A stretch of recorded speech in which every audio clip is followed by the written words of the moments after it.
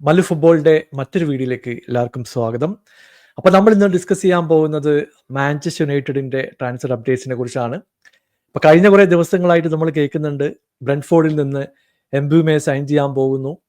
Fabricio Romano ഒക്കെ പറയുന്നു discussion അതിന്റെ അഡ്വാൻസ് സ്റ്റേജിലേക്ക് എത്തിക്കഴിഞ്ഞു. പക്ഷേ കഴിഞ്ഞ 3-4 ആഴ്ചയായിട്ട് ഈ അഡ്വാൻസ് സ്റ്റേജ് കഴിയുന്നില്ല. എന്താണ് ഇത്രക്കാര്യം ഡിസ്കസ് ചെയ്യാനുള്ളതെന്ന് യാതൊരു ഐഡിയ ഇല്ല. ഞാൻ വിചാരിച്ചു ജിം റാഡ്ക്ലിഫും ഇനിയോസൊക്കെ വന്നതിന് ശേഷം കുറച്ചെങ്കിലും റെസ്പോൺസിബിൾ ആയിട്ട് സൈനിങ് ഒക്കെ നടത്തും. അമോറിയും പുതിയ മാനേജറാണ്, പുള്ളിക്ക് വേണ്ടി നല്ല സൈനിങ്സ് ഒക്കെ ഈ സമ്മറിൽ വരുന്നൊക്കെ പ്രതീക്ഷിച്ചു. പക്ഷേ വെറും ടോക്സ് മാത്രമേ ഉള്ളൂ. പേപ്പറിൽ കാര്യങ്ങൾ മൂവ് ചെയ്യുന്നുണ്ട്, പക്ഷേ പ്രാക്ടിക്കലായിട്ട് ഒരുപാട് സൈനിങ്സ് ഒന്നും വന്നിട്ടില്ല എന്നുള്ളതാണ് നമ്മൾ കണ്ടുകൊണ്ടിരിക്കുന്നത്. പണ്ടൊക്കെ യുണൈറ്റഡിൽ ഒരു ഓഫർ കൊടുത്തു കഴിഞ്ഞിട്ടുണ്ടെങ്കിൽ മറ്റ് പല ടീമുകളും തട്ടി മാറ്റിക്കൊണ്ട് പ്ലേയേഴ്സ് വരുന്നത് നമ്മൾ കാണാറുണ്ട്. ഇപ്പോൾ വേൾഡിലെ തന്നെ ഏറ്റവും കൂടുതൽ റവന്യൂ ജനറേറ്റ് ചെയ്യുന്ന ക്ലബിൽ ഒന്നാണ് യുണൈറ്റഡ്. ഇപ്പോൾ ജേഴ്സി സെയിൽസ് നോക്കിയാലും മറ്റ് റവന്യൂ നോക്കിയാലും ഫാൻസിന് എണ്ണം നോക്കിയാലും വൺ ഓഫ് ദി ടോപ്പിൽ നിൽക്കുന്ന ക്ലബിന് പൈസ ഇല്ല എന്നൊക്കെ പറയുമ്പോൾ ബ്രോ വിശ്വസിക്കാൻ പ്രയാസമാണ്. നമുക്കറിയാം ഈ ഗ്ലേസേഴ്സ് എങ്ങനെയാണ് ഈ ക്ലബ്ബ് റൺ ചെയ്യുന്നുള്ള കാര്യത്തിൽ പ്രത്യേകിച്ച് ഡിസ്കസ് ചെയ്യേണ്ട കാര്യമില്ല. പക്ഷേ അതിൻ്റെ ഒരു പെർസെൻറ്റേജ് വിറ്റ് ഓപ്പറേഷൻ ഇപ്പോൾ ജിം റാഡ്ക്ലിഫിന് കൊടുത്തപ്പോൾ കാര്യങ്ങൾ അതിനേക്കാളും ഡീപ്പായിട്ടാണ് പോകുന്നത്. പുള്ളി കഫേറ്റേറിയയിലെ സോസിൻ്റെ എണ്ണമൊക്കെ വെട്ടി കുറച്ചിട്ടുണ്ട്. പക്ഷേ അതുകൊണ്ട് പ്ലേയേഴ്സിനെ വാങ്ങിക്കാൻ പറ്റുമോ എന്നുള്ള കാര്യം അറിയില്ല. ഇപ്പോൾ ലിവർപൂൾ ചെയ്യുന്ന നോക്കും, അവർ ന്യൂകാസിൽ പോയി ഇസാക്കിനെ സൈൻ ചെയ്യാൻ നോക്കി. ന്യൂകാസിൽ പറഞ്ഞു നമ്മൾ ഇസാക്കിനെ വെക്കുന്നില്ല, വേണ്ട. ബാക്കപ്പ് ഓപ്ഷൻ ആരാണ്? ന്യൂകാസിൽ നോക്കിയിരുന്ന എക്കിറ്റിക്കെ പോകുന്നു, അവിടെ ഓഫർ കൊടുക്കുന്നു. അതാണ് വേണ്ടത്. ഇപ്പോൾ ഒരു ലിസ്റ്റ് കൊടുത്തു കഴിഞ്ഞിട്ടുണ്ടെങ്കിൽ പ്രൈമറി ടാർഗറ്റ് ആരാണ്? 2-3 ബാക്കപ്പുകൾ എന്തായാലും സ്പോർട്ടിംഗ് ഡയറക്ടർ ആയാലും മാനേജർ ആയാലും പ്രപ്പോസ് ചെയ്യും. ഈ ഫസ്റ്റ് ടാർഗറ്റ് അവൈലബിൾ അല്ല. ഇപ്പോൾ ബ്രെൻറ്റ്ഫോർഡ് ഇങ്ങനെ കടുംപിടുത്തം പിടിച്ചുകൊണ്ടിരിക്കുകയാണ്. അവർ വാല്യുവേഷൻ കുറക്കാൻ സാധ്യതയില്ല. 70 മില്യൺ കൊടുത്താൽ ഈ പ്ലെയറെ കിട്ടില്ല എന്ന് തോന്നിക്കഴിഞ്ഞിട്ടുണ്ടെങ്കിൽ അത് വേണ്ടാന്ന് വെച്ച് അടുത്ത ടാർഗറ്റിലേക്ക് പോയി എത്രയും പെട്ടെന്ന് പ്ലെയറെ വാങ്ങി കൊടുക്കുക എന്നുള്ളതാണ് ബോർഡ് ചെയ്യേണ്ടത്. കാരണം ഈ പ്ലെയറിനെ വലിച്ചു നീട്ടി സീസൺ തുടങ്ങുന്നതിന് തലേ ദിവസം വാങ്ങിക്കൊടുത്തിട്ട് എന്താണ് കിട്ടുന്നത്? ഒന്ന് ട്രെയിനിങ്ങിൽ ഇൻ്റഗ്രേറ്റ് ചെയ്ത് വരണമെങ്കിൽ 2-3 ആഴ്ച എടുക്കും. അപ്പോഴത്തേക്കും കളി തുടങ്ങി ആദ്യത്തെ ബ്രേക്ക് വരുന്ന സമയത്തായിരിക്കും പ്ലെയറിനൊന്ന് ക്ലിക്കാകാൻ പറ്റുക. ഇതുപോലുള്ള മണ്ടത്തരങ്ങൾ പല ക്ലബ്ബുകളും നടത്താറുണ്ട്. അത് തന്നെയാണ് ഇപ്പോൾ യുണൈറ്റഡ് ആവർത്തിക്കുന്നതെന്ന് പറയാതിരിക്കാൻ വയ്യ. നമ്മൾ കഴിഞ്ഞ സീസണിൽ വിചാരിച്ചു ഈ സീസൺ അവസാനിച്ചാൽ ആദ്യം പുറത്തു പോകുന്ന ഒരു പ്ലേയേഴ്സിന്റെ വലിയൊരു ലിസ്റ്റ് നമുക്കറിയാം. ഇപ്പൊ റാഷ്വുഡ് ആ ലിസ്റ്റിലുണ്ട്, സാൻചോ ഉണ്ട്, ആന്റണി ഉണ്ട്, മലാസിയ ഉണ്ട്. അപ്പൊ അതിനുശേഷം തന്നെ ഗർനാച്ചോ ആ ലിസ്റ്റിലുണ്ട്. ഇങ്ങനെ 5-6 പ്ലേയേഴ്സ് ആ ലിസ്റ്റിലുണ്ടായിരുന്നു. എത്ര പ്ലേയേഴ്സ് ഈ സീസൺ തുടങ്ങി ഇതുവരെ ആയിട്ട് പുറത്തേക്ക് പോയി? ഇപ്പൊ സാൻചോയുടെ കാര്യത്തിൽ 5 മില്യൺ തിരിച്ചു കൊടുത്തിട്ട് ചെൽസി പറഞ്ഞു നമുക്ക് സാൻചോ വേണ്ട. പുള്ളിക്ക് കൊടുത്ത സാലറി ആണെങ്കിൽ എൻ്റെ പൊന്നോ 300K പ്ലസ് ആണ് വീക്കിലി വാങ്ങിക്കുന്നത്. അതുകൊണ്ട് ലോണിലൂടെ പറഞ്ഞയക്കാൻ പോലും യുണൈറ്റഡ് ഇട്ട് മൂക്കൊണ്ട് രക്ഷ വരക്കാണ്. കാരണം പകുതി സാലറി നമ്മുടെ ബേജ് വില്ലിന്ന് കൊടുക്കേണ്ട സിറ്റുവേഷൻ ആണ് അവരുടെ ബോർഡിന്റെ സൈഡിലുള്ളത്.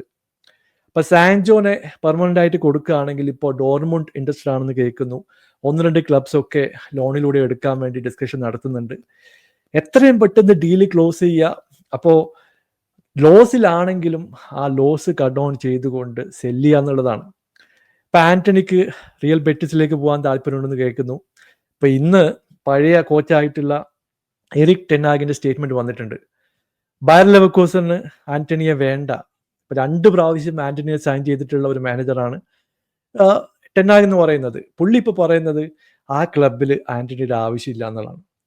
ഇതുപോലെ പല ക്ലബ്ബുകളും ആന്റണീനെ സൈൻ ചെയ്യാൻ മടിക്കുന്നു. പക്ഷേ റിയൽ ബെറ്റിസ് ലോണിലൂടെ കൊണ്ടുപോകാൻ വേണ്ടി ശ്രമിക്കുന്നുണ്ട്. പക്ഷെ അതും നടക്കുമെന്ന് അറിയില്ല. ഇപ്പൊ ഗർനാച്ചോയുടെ കാര്യം നോക്കുകയാണെങ്കിൽ പുള്ളിക്ക് പ്രീമിയർ ലീഗിൽ തന്നെ നിൽക്കണം, മറ്റ് ലീഗിലേക്ക് പോകാൻ താല്പര്യമില്ല. പ്രീമിയർ ലീഗിൽ തന്നെ 1-2 ക്ലബ്ബുകൾ ഇൻട്രസ്റ്റഡ് ആണ്. പക്ഷേ ഈ പൈസയുടെ നെഗോസിയേഷനിലാണ് കാര്യങ്ങൾ വീണ്ടും പ്രശ്നം നടക്കുന്നത്. പുള്ളി തയ്യാറാണെങ്കിൽ എനിക്ക് തോന്നുന്നു സിരിയെന്നൊക്കെ 1-2 ക്ലബ്ബുകൾ പുള്ളിയുടെ ഏജന്റുമായി ഡിസ്കഷൻ നടത്തിയിട്ടുണ്ടായിരുന്നു. പക്ഷേ പുള്ളി ഇപ്പോഴും കടുംപിടുത്തം പിടിക്കുകയാണ്, എനിക്ക് പ്രീമിയർ ലീഗിൽ തന്നെ തുടരണം, അതാണ് എൻ്റെ തട്ടകം. അതും ഒരു വലിയ തലവേദനയായിട്ട് ഒരു സൈഡ് നിൽക്കുകയാണ്. അത് മാത്രമല്ല, ഹോയിലാൻഡിന്റെ കാര്യം നോക്കിക്കഴിഞ്ഞിട്ടുണ്ടെങ്കിൽ വളരെ വളരെ പ്രതീക്ഷയോടെ കൊണ്ടുവന്നിട്ടുള്ള പ്ലെയറാണ്. പുള്ളിക്ക് ഒരു സീസൺ കൂടെ യുണൈറ്റഡിൽ നിന്നാൽ കൊള്ളാം എന്നാണ് പറയുന്നത്. അമോരത്തിന്റെ കയ്യിലാണ് ഇപ്പോൾ ഈ ബോൾ ഉള്ളത്. പുള്ളിയെ ടീമിലേക്ക് ഇന്റഗ്രേറ്റ് ചെയ്യണോ അല്ലെങ്കിൽ പുറത്തയക്കണോ എന്ന് അമോരിമാണ് തീരുമാനിക്കേണ്ടത്. ഇപ്പൊ കഴിഞ്ഞ സീസൺ നോക്കി കഴിഞ്ഞിട്ടുണ്ടെങ്കിൽ ഇമ്പാക്റ്റ് നോക്കിയാൽ വലിയ ഇമ്പാക്റ്റ് ഒന്നും വന്നിട്ടില്ല. പക്ഷേ പുള്ളിക്ക് ഒരു സീസൺ കൂടി കൊടുക്കണമെന്ന് കുറച്ച് ഫാൻസ് ഒക്കെ പറയുന്നത് നമ്മൾ കേൾക്കുന്നുണ്ട്.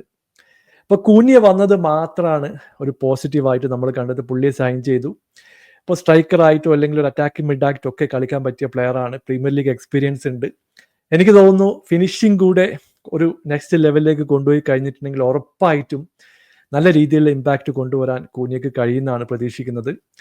പക്ഷെ മിഡ്ഫീൽഡ് നോക്കിക്കഴിഞ്ഞിട്ടുണ്ടെങ്കിൽ അടുത്ത സീസണിൽ ഈ മിഡ്ഫീൽഡുമായി പോയി കയറി കൊടുത്തു കഴിഞ്ഞിട്ടുണ്ടെങ്കിൽ മറ്റ് ചില ടീമുകൾക്കെതിരെയൊക്കെ ചിലപ്പോൾ നല്ല രീതിയിൽ സ്ട്രഗിൾ ചെയ്യാനുള്ള ഒരു സാധ്യത കാണുന്നുണ്ട്. നമുക്കറിയാം കഴിഞ്ഞ സീസണിൽ ബ്രൂണോ മിഡ്ഫീൽഡ് കളിച്ചിട്ടുണ്ടായിരുന്നു, കസമീറോ മിഡ്ഫീൽഡ് ഉണ്ടായിരുന്നു. ഇവരൊക്കെ വെച്ചിട്ടാണ് നമ്മൾ കളിച്ചത്. പക്ഷേ അതിനുശേഷം എന്ത് സംഭവിച്ചു എന്ന് ഞാൻ പറയേണ്ട കാര്യമില്ല. ഇപ്പോൾ ഡിഫെൻസീവ് ട്രാക്ക് ബാക്കിംഗ് ആയാലും എസ്പെഷ്യലി പിവറ്റായിട്ട് കളിക്കുമ്പോൾ എന്തെങ്കിലും മിസ്റ്റേക്ക് വന്നിട്ടുണ്ടെങ്കിൽ ഓവർലോഡ് വരാൻ പോകുന്നത് ഡിഫൻസിന്റെ മുകളിലാണ്.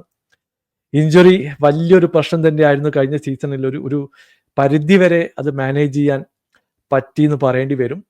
അതുകൊണ്ട് തന്നെ പ്രീ സീസണിലേക്ക് പോകുന്നതിന് തൊട്ട് മുമ്പ് ആവശ്യമില്ലാത്ത, പ്രത്യേകിച്ച് അമോര്യത്തിന്റെ പ്രോജക്റ്റിൽ ഇല്ലാത്ത പ്ലേയേഴ്സിനെ എത്രയും പെട്ടെന്ന് അക്കമിട്ട് നിരത്തി ലോണിലൂടെ ആണെങ്കിൽ ലോണിലൂടെ, അല്ലെങ്കിൽ എത്രയും പെട്ടെന്ന് തന്നെ ലോസ് കട്ട് ഡൗൺ ചെയ്ത് പറഞ്ഞയക്കേണ്ടതാണ് എന്നാണ് എൻ്റെ ഒരു പേഴ്സണൽ ഒപ്പീനിയൻ. ഇപ്പോൾ റാഷ്ഫോർഡിന്റെ കാര്യത്തിൽ ബാഴ്സലോണ ഇൻട്രസ്റ്റഡ് ആണെന്ന് കേൾക്കുന്നു. പുള്ളിയെ ഒരു ലിസ്റ്റിൽ നോക്കിക്കഴിഞ്ഞിട്ടുണ്ടെങ്കിൽ വൺ ഓഫ് ദി പ്രയോറിറ്റി ആണ്. എത്ര പൈസ കൊടുക്കും എന്നുള്ള കാര്യം നമുക്കറിയില്ല. Rashford is open to move. പുള്ളി എത്രയും പെട്ടെന്ന് പറഞ്ഞയക്കുന്നതായിരിക്കും എനിക്ക് തോന്നുന്നു എല്ലാവർക്കും നല്ലത്. പക്ഷേ ഇപ്പൊ കേൾക്കുന്ന ഒരു റൂമർ സത്യം പറഞ്ഞിട്ടുണ്ടെങ്കിൽ ഞെട്ടിക്കുന്ന റൂമറാണ്. ചെൽസിയിൽ നിന്ന് നിക്കോളാസ് ജാക്സൺ യുണൈറ്റഡിലേക്ക് വരാൻ സാധ്യതയുണ്ട് എന്നുള്ള റൂമർ നമ്മൾ കേൾക്കുന്നുണ്ട്. സോളിഡ് ആയിട്ടുള്ള സോഴ്സ് ഒന്നും ഇല്ല, പക്ഷേ ഇത് സോഷ്യൽ മീഡിയയിലൊക്കെ നമ്മൾ കാണുന്നുണ്ട്. ഈ ന്യൂസ് ശരിയാണെങ്കിൽ എൻ്റെ പൊന്നോ, നിങ്ങളെ സമ്മതിക്കണം. ഇത്രയും പ്ലേയേഴ്സ് അവൈലബിൾ ആയിട്ട്, ഇപ്പൊ ജാവോ പെഡ്രോ അവൈലബിൾ ആയിരുന്നു, ബ്രൈറ്റന്റെ കുറച്ച് പ്ലേയേഴ്സ് ഉണ്ട്, പുറത്ത് നോക്കി കഴിഞ്ഞിട്ടുണ്ടെങ്കിൽ ഓഷിമാൻ അവൈലബിൾ ആയിരുന്നു. ഇവരൊക്കെ വെച്ചിട്ട് വളരെ കൃത്യമായിട്ട് ചെൽസി പോയിട്ട് നിക്കോളസ് ജാക്സനെ യുണൈറ്റഡ് വാങ്ങിക്കുകയാണെങ്കിൽ അതെനിക്ക് തോന്നുന്നു യുണൈറ്റഡിന് മാത്രമുള്ള ഒരു കഴിവായിട്ട് തന്നെ പറയേണ്ടി വരും. ഞാൻ പുള്ളിയെ പേഴ്സണലായിട്ട് എടുത്ത് പറയുന്നില്ല, പക്ഷേ നമുക്കറിയാം ചെൽസിയിൽ എങ്ങനെയുള്ള കളിയാണ് നിക്കോളസ് ജാക്സൺ കളിക്കുന്ന കാര്യത്തിൽ നമ്മളൊക്കെ കണ്ടിട്ടുള്ളതാണ്.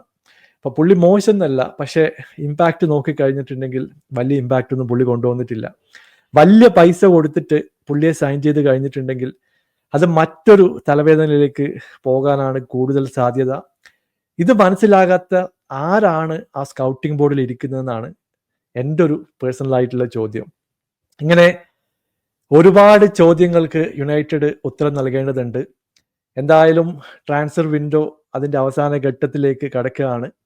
എന്തെങ്കിലും ചെയ്യണമെങ്കിൽ ഇനിയോസ് ഇപ്പോൾ ചെയ്യണം.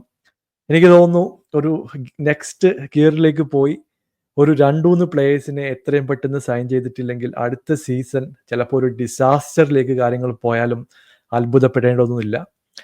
എനിക്ക് ഒരു യുണൈറ്റഡ് ഫാൻസിൻ്റെ അടുത്ത് ഡിസ്കസ് ചെയ്ത് പറയാൻ കഴിഞ്ഞത്, എല്ലാവരും എക്സ്പെക്ടേഷൻ ഇപ്പോൾ വളരെ വളരെ ലോ ആയിട്ടാണ് വെക്കുന്നത്. കാരണം ഇപ്പോൾ ഒരു മാനേജറെ മാത്രം ട്രസ്റ്റ് ചെയ്തുകൊണ്ട് ഒരു സീസണിലേക്ക് പോകാൻ പറ്റില്ല. പുള്ളിക്ക് പറ്റിയ ടൂൾസ് കൊടുക്കുക എന്നുള്ളതാണ്, പുള്ളിക്ക് പറ്റിയ പ്ലേയേഴ്സിനെ സൈൻ ചെയ്ത് കൊടുക്കുക എന്നുള്ളതാണ്. ഇനിയോസിന് അത് സാധിക്കുന്നില്ലെങ്കിൽ എനിക്ക് തോന്നുന്നു ഈ വർഷവും ചിലപ്പോൾ ഒരു മിഡ് ടേബിളൊക്കെ ഫിനിഷ് ചെയ്യാനായിരിക്കും യുണൈറ്റഡ് ടാർഗറ്റ് ചെയ്യുന്നത്. എന്തായാലും നിങ്ങളുടെ അഭിപ്രായങ്ങൾ താഴെ അറിയിക്കുക. പുതിയൊരു വീഡിയോയുമായി വീണ്ടും കാണാം. Thank you so much for watching. Bye for now.